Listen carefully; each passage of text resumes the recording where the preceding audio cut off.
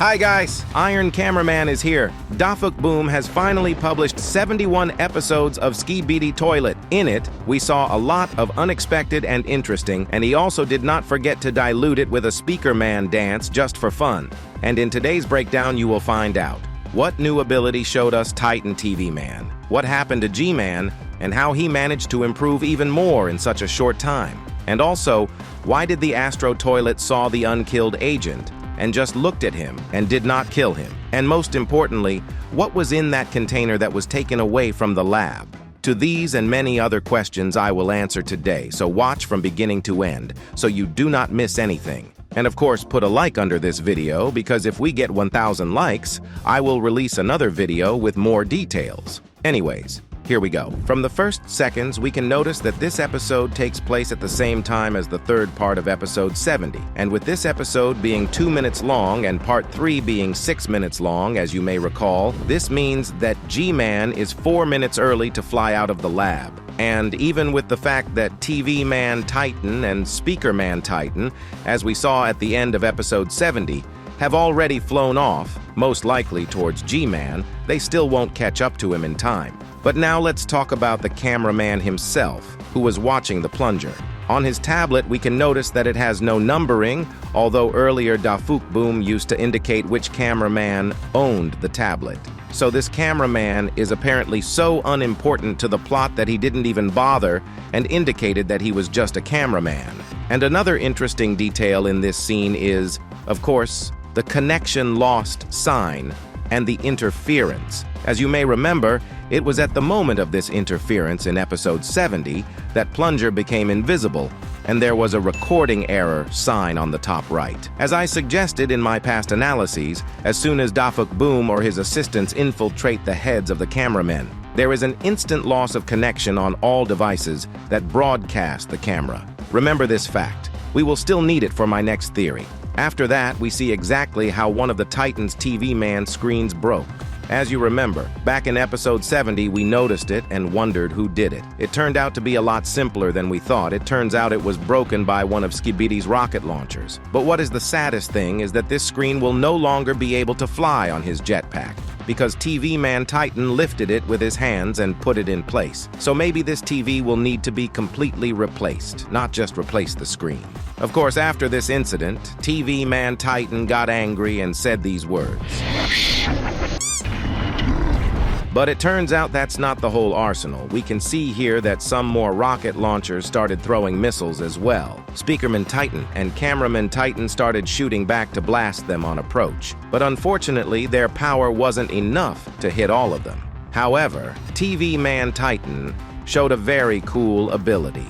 With one move of his sword, he disabled the ability to fly all the missiles, and they simultaneously began to fall. By the way, if we slow down this moment, we can notice some kind of energy dome around TV Man Titan. It looks like a shield, but we can notice that not a single missile was even close to this shield, and this ability worked at a distance. At the same moment, POV Cameraman is killed by one of the falling missiles, and it turns out that the other cameraman was looking at his camera on his tablet, where we can notice the inscription camera offline. We saw this sign after the Plunger died, so the Plunger is definitely dead. And if anyone had any doubts about it, Dafuk Boom once again hinted that camera offline is press F at once. However, again, according to my theory, he is only physically dead and mentally he will still come back in the series, and who hasn't watched my video on this, be sure to watch it after analyzing it. POV Cameraman looks up and sees explosions over the mountains. Considering this happened right after the Titan scene, that means the previous location is very close to this one. And basically, if the Titans had stayed there a little longer, they could have spotted the G-Man who comes out a little later.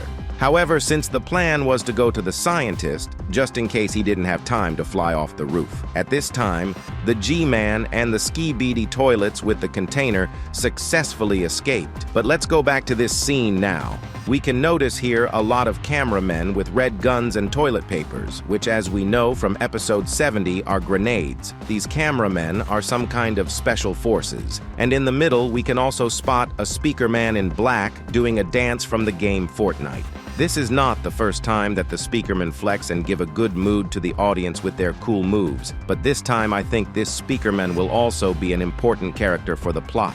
After all, after losing the Plunger and the Dark Speaker Man, Boom needs to smoothly add new characters. And considering that he is dressed entirely in black clothes and not like normal speaker men with a white shirt, this theory could become a reality. I would also like to draw your attention to a very important detail that many people don't talk about. Have you noticed that we are back at the airport as it was in episode 60 and some other episodes? And I found one very cool connection in these episodes that reveals to us the secret of Astro toilets. If you are interested in this theory, let's get 1,000 likes under this video so I can make a video about it. You will like it for sure. A little later, we see another SWAT team member who was still shown to us in the spoiler, and we are immediately shown the intercom on the rock, which could also be seen in the spoiler. And judging by the gestures of this commando, this area is a cover and there is a room under it. Literally a second after that, suddenly this secret exit starts to open.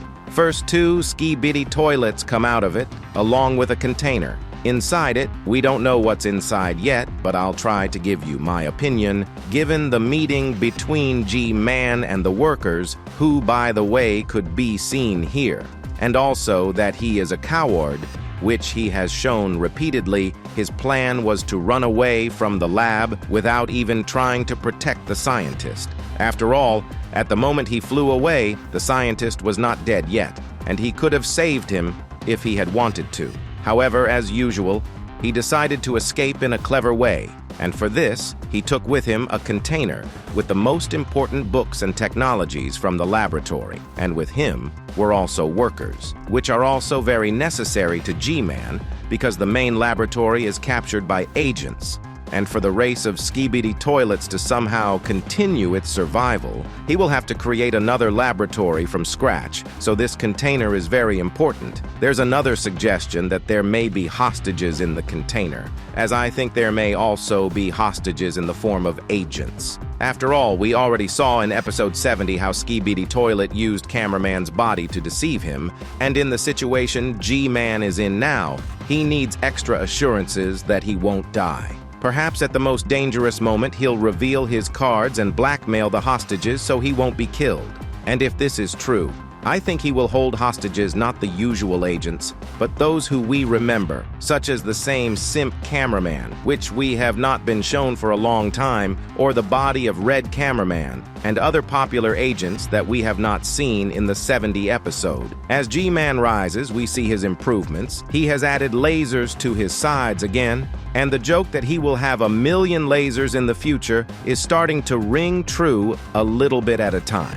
At this rate, there won't be room to show all of his lasers in one shot.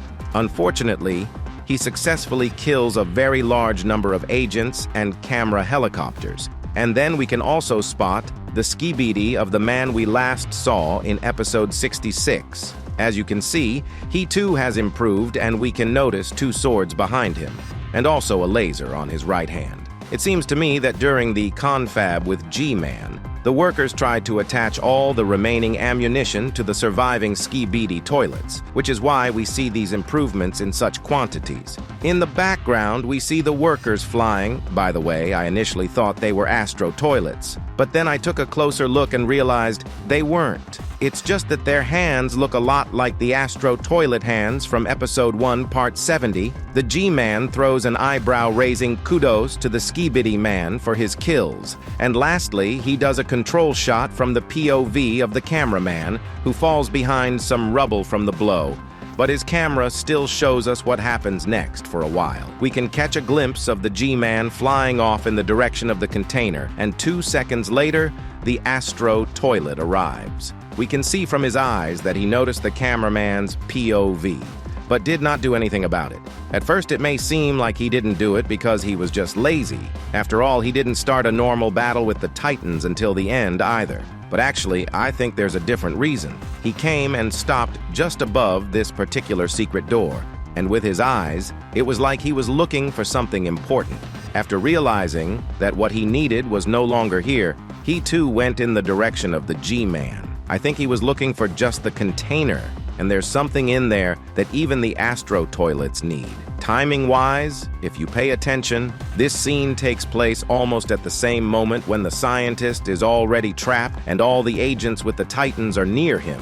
And given that the main Astro Toilet had some sort of contract with the scientist, I think the contents in the container have something to do with Astro Toilet technology as well. And it turns out that most likely learned about the mass attack on the scientist and realized that he will not survive against 3 Titans, decided to find that container. But when he came, it was already late, and he had time to notice only G-Man, who ran in that direction. The container had been taken away a little earlier.